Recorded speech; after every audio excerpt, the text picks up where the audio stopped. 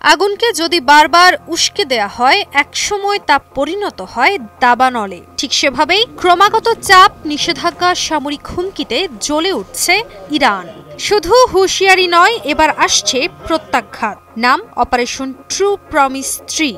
এটা কোনো কল্পনা নয়, বরং বাস্তব যুদ্ধের ঘণ্টা। ইসরায়েল ভেবেছিল চাপে পড়ে থাকবে ইরান, আর যুক্তরাষ্ট্র ভেবেছিল নিষেধাজ্ঞা দিয়ে সব থামিয়ে দেবে। কিন্তু আজকের ইরান আর আগের ইরানের মধ্যে রয়েছে বিস্তর ফারাক। যে দেশটি একসময় মাছ ধরার নৌকা চালাতে পারত না, তারা এখন শুধু প্রতিরোধ নয়, প্রস্তুতি নিচ্ছে প্রতিশোধের। চিহ্নিত করছে লক্ষ্যবস্তু আর মজুত করছে অস্ত্র। কিন্তু প্রশ্ন হলো, ইরানের এই অপারেশন ট্রু প্রমিস 3 আসলে কি, কবে, কোথায় এবং কাদের বিরুদ্ধে চলবে এই ভয়ানক সামরিক অভিযান? আর এর ফলে কি সরাসরি যুদ্ধ বাঁধবে ইসরায়েল যুক্তরাষ্ট্র বনাম ইরান হিজবুল্লাহ হুতিদের মধ্যে? চলতি বছরের মে মাসে মার্কিন যুক্তরাষ্ট্র নতুন করে নিষেধাজ্ঞা দিয়েছে ইরানের ওপর। তাদের অভিযোগ, ইরান ব্যালিস্টিক মিসাইল তৈরি করছে। কিন্তু যুক্তরাষ্ট্রের নিষেধাজ্ঞার পর কি থেমে গেছে ইরান? না, বরং তারা এগিয়ে চলছে দুর্বার গতিতে। এমনকি সম্প্রতি কাশেম বাসির নামে এক ভয়ঙ্কর ব্যালিস্টিক ক্ষেপণাস্ত্র এনেছে ইরান, যার রেঞ্জ 1200 কিলোমিটার পর্যন্ত। এটা এমন এক অস্ত্র যা একবার ছোড়া হলে থামানো প্রায় অসম্ভব। আর এই মিসাইলকে ধরা যাবে না কোনো এয়ার ডিফেন্স সিস্টেম দিয়েও, কারণ এটি ঘূর্ণায়মান লক্ষ্যবস্তু নিজেই বেছে নেয়। সোজা কথায়, একবার এই ক্ষেপণাস্ত্র যাত্রা শুরু করলেই মৃত্যু নিশ্চিত শত্রুপক্ষের। শুধু মিসাইল নয়, ইরান জানিয়েছে পৃথিবীর সবচেয়ে গভীর আন্ডারগ্রাউন্ড মিসাইল বেস।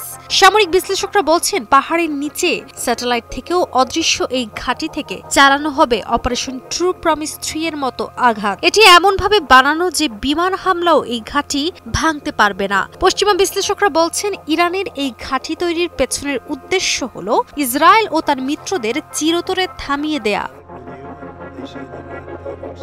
সব মশার বিরুদ্ধে সুরক্ষা দিতে এলো বসুন্ধরা এক্সট্রিম অ্যারোসল, মশার বিরুদ্ধে এক্সট্রিম সুরক্ষা। এদিকে গত সপ্তাহে ইয়েমেনের হুতিরা ব্যালিস্টিক মিসাইল ছুড়েছে ইসরায়েলের বেন গুরিয়ন বিমানবন্দরের দিকে। তবে এখানেই শেষ নয়, হিজবুল্লাহ ইসরায়েলের সীমান্তে জড়ো করছে শত শত রকেট লঞ্চার। যদিও মার্কিন প্রশাসন ও ইসরায়েলের দাবি, মধ্যপ্রাচ্যে দুর্বল হয়ে পড়েছে হুতি এবং লেবাননের সশস্ত্র সংগঠন হিজবুল্লাহ। তবে পশ্চিমাদের এই দাবিকে প্রত্যাখ্যান করে IRGCর প্রধান মেজর জেনারেল সালামি জানান, শত্রুরা ভেবেছিল প্রতিরোধ ফ্রন্টগুলো দুর্বল হয়ে পড়েছে, কিন্তু তারা আরও শক্তিশালী হয়ে উঠেছে। ইয়েমেন এখন ক্ষেপণাস্ত্র দিয়ে আরও কার্যকরী হামলা পরিচালনা করছে। এছাড়াও পশ্চিমা বিশ্লেষকরা মনে করছেন, এইবার হিজবুল্লাহকে নেতৃত্ব দিচ্ছে ইরান। তাই তো এইবার লক্ষ্য একটাই, আর তা হলো চূড়ান্ত প্রতিশোধ। অন্যদিকে ইসরায়েলকে লক্ষ্য করে 6 শতাধিক মিসাইল ছোড়ার হুমকি দিয়েছে ইরান। এমনকি মার্কিন সামরিক বাহিনীকে উচিত জবাব দিতে সর্বোচ্চ প্রস্তুতি গ্রহণ করেছে IRGC, এমনটাই জানিয়েছেন ইরানের সর্বোচ্চ প্রতিরক্ষা বাহিনী IRGCর প্রধান মেজর জেনারেল হোসেন সালামি।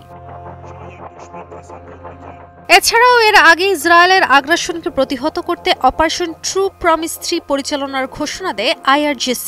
ইরানের সামরিক বিভিন্ন সূত্রের বরাতে জানা গেছে, এই অপারেশন হতে পারে 3 ধাপে, যেখানে সবার আগে ইসরায়েলের বিমান ঘাঁটি ও রাডার সিস্টেম ধ্বংস করা হবে। পরবর্তীতে হয়তো হুতি ও হিজবুল্লাহ ক্ষেপণাস্ত্র বৃষ্টি নামাবে সীমান্তে। শেষ ধাপে আঘাত আসতে পারে আন্ডারগ্রাউন্ড ঘাঁটি থেকে, যেখানে থাকবে ইরানের হাইপারসোনিক মিসাইল। এমন আক্রমণ হলে ইসরায়েল কতক্ষণ টিকে থাকতে পারবে, সেই প্রশ্ন এখন কূটনৈতিক মহলে।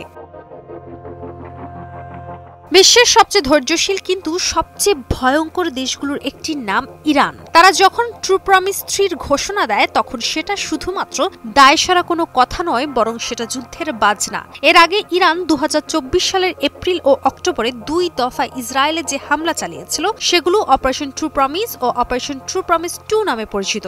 ইসরায়েলে ইরানের পরবর্তী অভিযানের নাম দেওয়া হয়েছে অপারেশন ট্রু প্রমিস 3। এখন দেখার বিষয়, এই অভিযান কবে শুরু হয়, আর ইসরায়েল কি সত্যিই প্রস্তুত এই ধ্বংসাত্মক প্রতিশোধের মুখোমুখি হতে?